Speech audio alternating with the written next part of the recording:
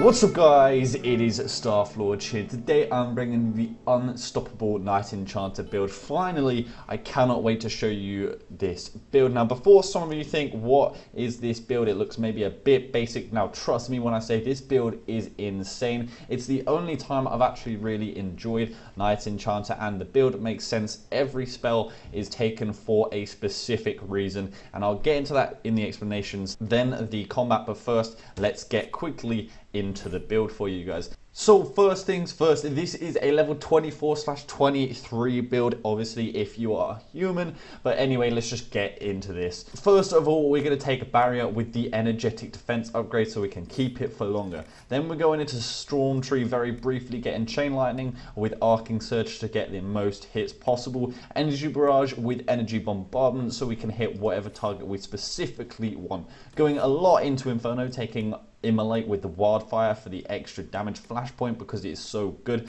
Clean Burn so we can start spamming the hell out of spells, Chaotic Focus so we can empower these fire spells, Pyromancer so we get a bit more burning, but that's not that key. It's to get into Fire Mine with the Flaming Array. Obviously as a Knight Enchanter we're up close, we want to be getting as many mines down as possible. Going into the Winter Tree quickly to get Fade Step and Energizing Step, such an amazing spell. Taking Winter's Grasp literally to get to Mana Surge, which is really key being a Knight Enchanter with Barrier. And then going heavily into Knight Enchanter, taking Spirit Blade with the Amplified Blade, which I'll explain why we've taken this later. Fade Cloak with the Decloaking Blast so we can get some insane damage out.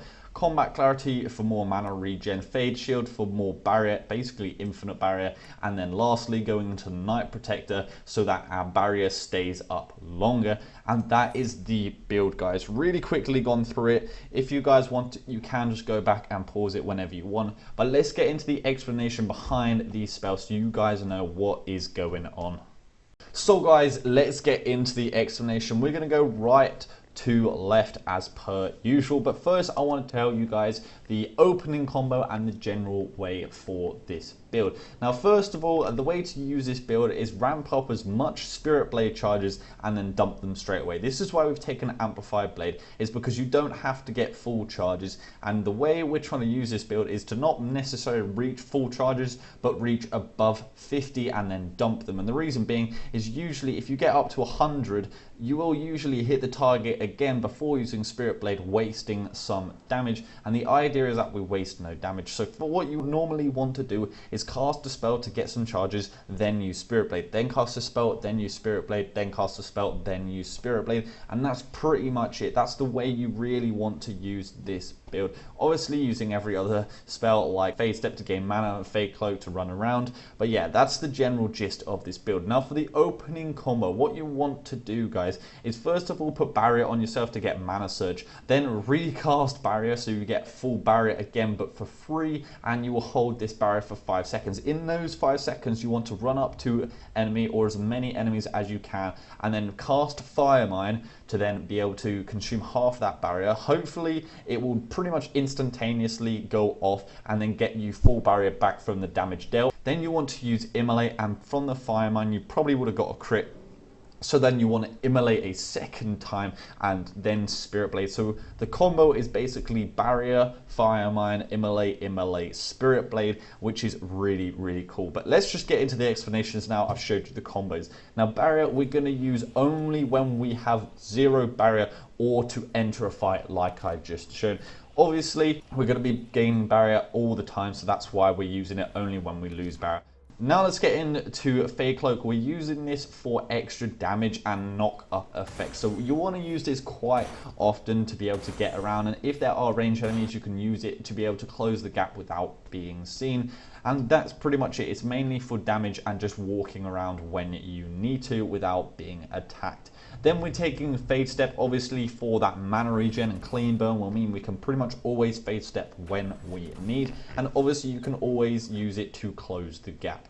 Chain Lightning is a spell we want to use on low health targets, so it hits as many targets as you can to generate as much charges and then finish it off with Spirit Blade. And the reason we're using it on low health is because it will only hit your target probably once. It can hit them more, but odds are it's going to probably hit them once and hit your other targets, meaning there's no wasted damage on the target you are fighting. Whereas when we go to Energy Barrage is a spell you want to use on someone who's high health, because obviously we want every single projectile to hit. Now with Energy Barrage, you can actually spam Spirit Blade for that duration, as projectiles will keep hitting the target as you are using Spirit Blade, and so that's why you can actually spam Spirit Blade while you're using Energy Barrage. Fire Mine, guys, obviously this is the spell you just want to cast every single time you can because of the insane damage it outputs. That's pretty much it. Just use Fire Mine whenever you can.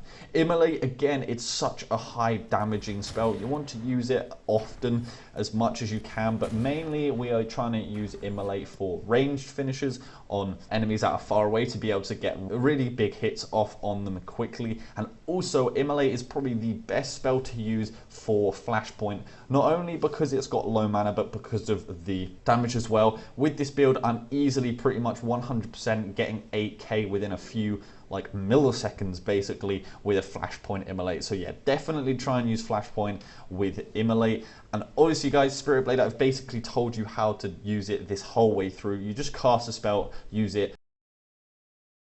The thing that I want to tell you about is attack speed will affect Spirit Blade's attack speed. That is something which is pretty damn awesome that you guys might want to use. You don't have to, because you could just use a higher staff damage weapon to be able to get bigger bursts. This crit build with the attack speed.